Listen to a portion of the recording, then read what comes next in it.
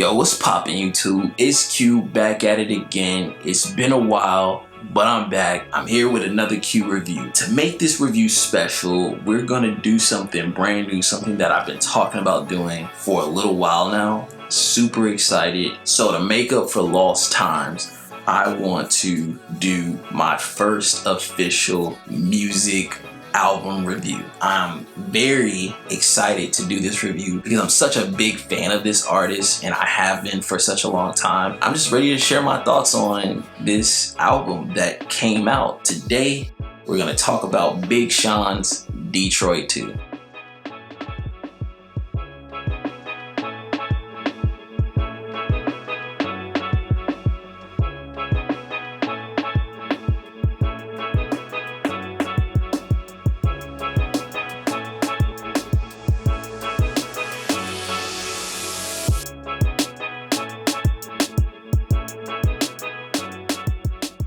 Alright, Big Sean, Detroit 2. Detroit 2 is Big Sean's 5th studio album, and it's a follow-up to his 2012 mixtape named Detroit. It's this very personal album from Sean. We haven't heard from him in the past, I want to say 3 to 4 years, but this album is executively produced by Hit Boy and has external production from DJ Mustard, No ID, Boy Wonder, DJ Dahi, Mike Will Made It, and a few other producers. You can definitely hear and feel the momentum from Hit Boy on this project though. He pretty much is tapped in on each track that's available on this project. After a few years from not hearing from Sean or just getting, guest feature verses, it's nothing like a solo album. There's nothing like having a full body of work, especially from Big Sean, who's a pretty versatile rapper and a pretty well-known artist, especially because of his celebrity stature. So it's just really good to finally get the full scope of what he's been going through, where his life is, and just his art. Going into this review, I want to say that this album is really special. From the roses that we see on the cover to the merch and even to the subject matter of mental health, Black financial freedom, maturity, and relationships, Sean unpacks so much within this album and what his city has been going through, and just he gives us a deep dive into his personal thoughts. So the way that this album review is going to work, I will share my thoughts on each track from track 1 to 21, and I'll tell you what I liked, what I didn't like, just my overall thoughts. And after we've covered all of the tracks, I will give you an overall score and tell you my final thoughts on the entire project. So let's go ahead and review each track. Track 1. It's called Why Would I Stop? This is the intro. This is the first song to the album, and Sean doesn't waste any time. He gets right into rapping. It's very strong. It's a very classic Big Sean method. He just gives us these great bars, this great sound. It's a good mood. It's very inspirational, and he just sticks to what he knows on this one, which was incredible to see. It's like he didn't even miss a beat. Track 2, Lucky Me. Incredible record. The first half of this song is wrapped over this really great soulful instrumental. Sean just glides all over it. He just really fits into this record. He finds his pockets, he sticks to what he knows, and he gives us really great intimate thoughts, and he shares this vulnerability with his fan base that I can say we really haven't seen since Dark Sky Paradise. And around the 2-minute mark, the beat switches, and this was the moment I, as a Big Sean fan, decided to start preaching that he should be listed with the greats of his generation, with the Drakes, the Kendrick Lamars, and the J. Coles. He proves he should be in that conversation. Track 3,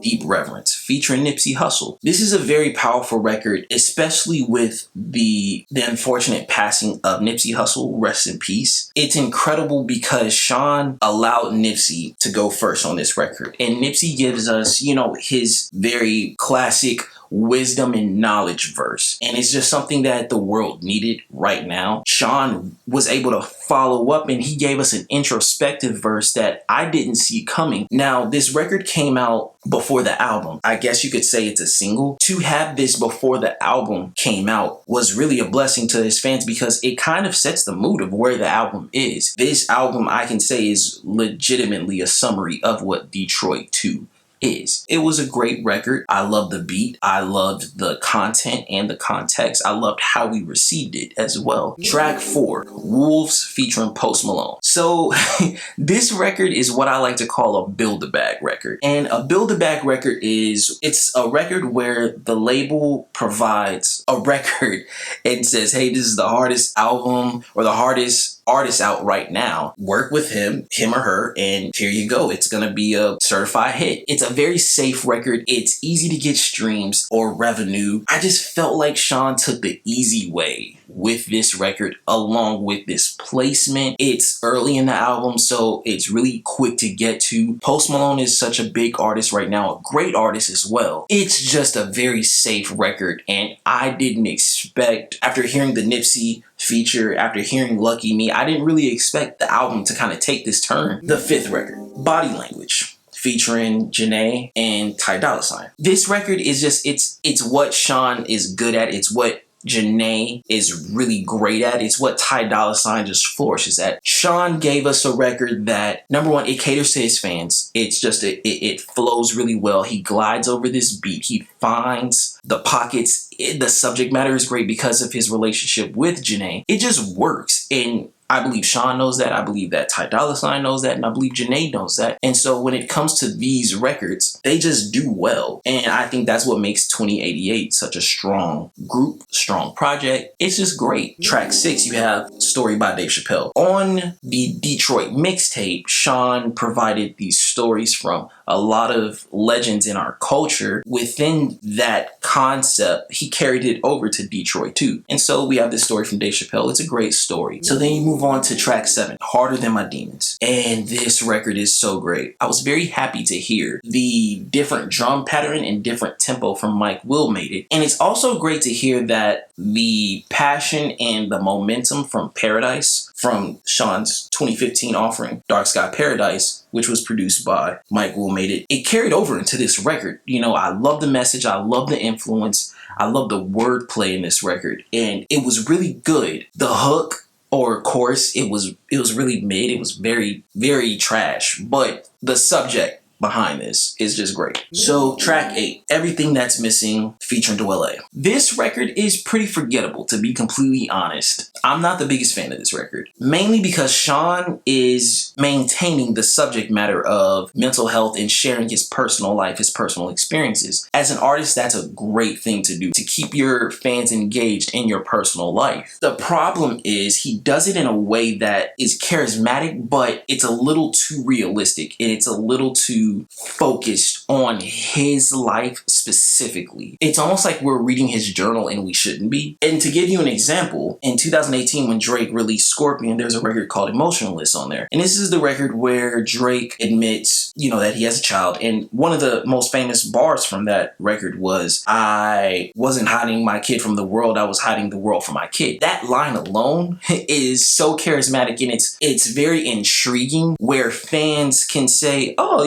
okay, I see what he's doing. And there are a lot of other lines in that song alone show that specifically as a rap artist, sharing content, sharing your personal life with your fans, it's not a bad idea. It's not a bad idea. It makes for great Instagram captions. It's quotable. I just feel like in this record, there's not really that many quotable lines. So I gotta say, not the biggest fan of this record. ZTFO, that's track number 9. And I gotta say, it's probably one of my favorite records on the album. This song is so good. It has this really great beat. It should be a radio single. I'm hoping that it is. With the Travis Scott ad-libs, the heavy bass, and Sean he perfects this pocket that a lot of rappers don't really have the patience to learn. And so it's just a really good record. Sean and Travis don't miss. They've been collabing for a few years now, and they proved that they make hits together. And this is, I believe, a hit. So track 10, Guard Your Heart, featuring Anderson .Paak, Early Mac, and Wale. It's an okay song. Honestly, the biggest takeaway or the biggest moment from this record is Wale's guest feature. It is phenomenal. It's one of those Wale verses that really makes me appreciate Wale and him being in this class of rappers. Within this group of the Drakes, the J. Cole's, Big Sean's, Kendrick's, Wale doesn't get discussed, or he's not as famous celebrity-wise when it comes to that group. But nonetheless, he has the bars, and I just feel like in this record, he gave us just a great verse,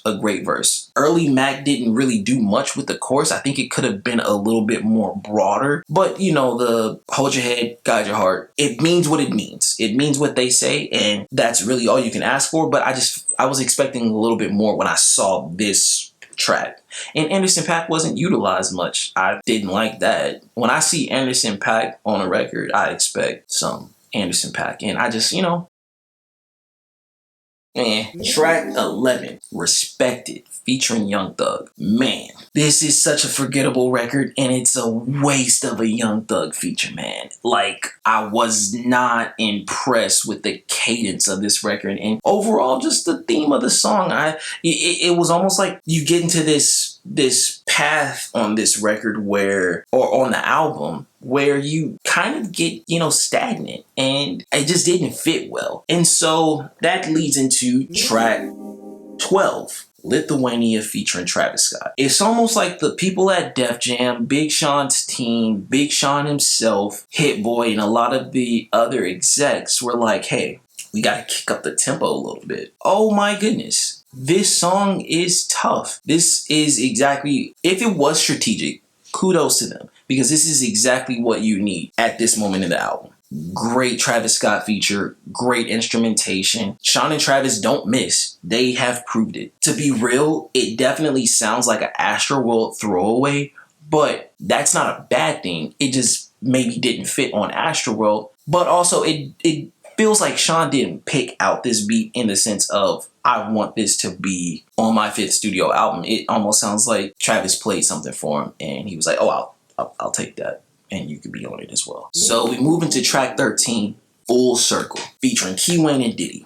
It could have been a great song. It really could have. It just turns into this emotional, low-tempo rap record. It's like the second half of the album gets into this cadence or this generalization of mental health. It really sticks to the mental health and the everything coming into full circle, really, type of situations. Also, I think that the second half of the album is intended for a specific audience. Maybe that's true. Maybe because I'm not from Detroit, I'm not supposed to understand, or this isn't relevant to my ears or to my mind. So this is really just a skip for me. This one is just a skip. Track 14, Time In, featuring 2088. I love the flip of the Too Deep by Division record. I hate Sean singing. Thank God for Janae. That's really all I can say about that record. So track 15 is Story by Erykah Badu. Almost exactly like The Story by Dave Chappelle, another legend, sharing their thoughts on what Detroit means to them. And track 16, Feed.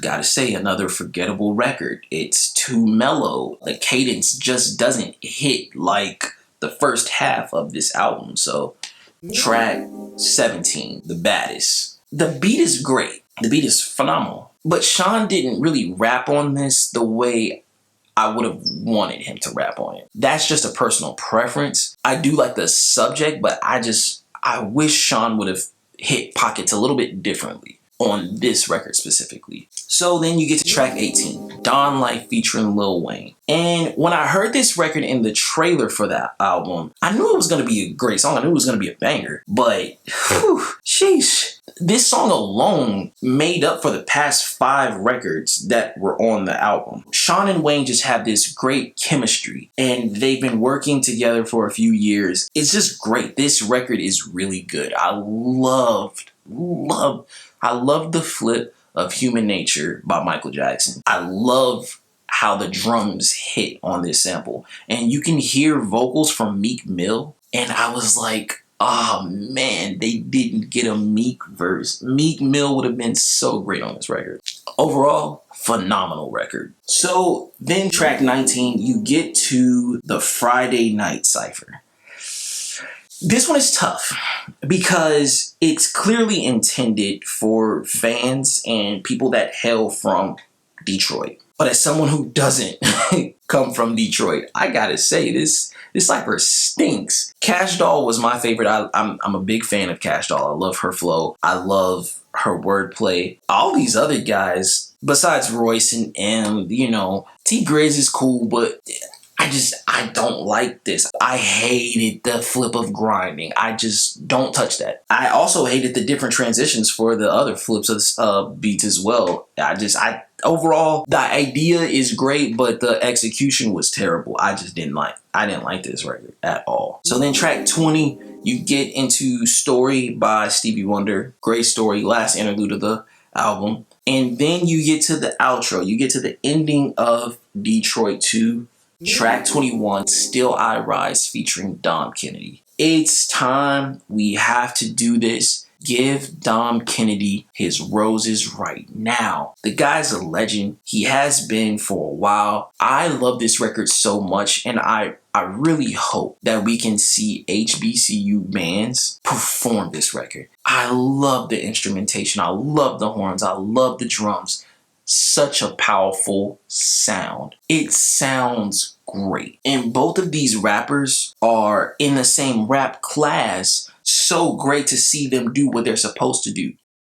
Rap. And I loved it. I loved everything about this ending. I love that this was the ending. It sounded so bright. It sounded happy. And it really sounded like Sean got a lot of things off of his chest, and the sound of this song makes it almost seem like he's pleased. And I'm happy that it felt that way. So that was the end of the project. That was the end of Detroit 2. So now let's talk about the conclusion, Detroit 2. So overall, this album is a 7 out of 10. It has great moments, but some of the low moments just really take a toll, and it knocks this album back a little bit. Sean has gone through a lot. He came from such a tough city in America. It's important that we give Sean his roses now, especially with everything going on in today's world. It's important that Sean understands that his value in rap and in this culture is, necessary.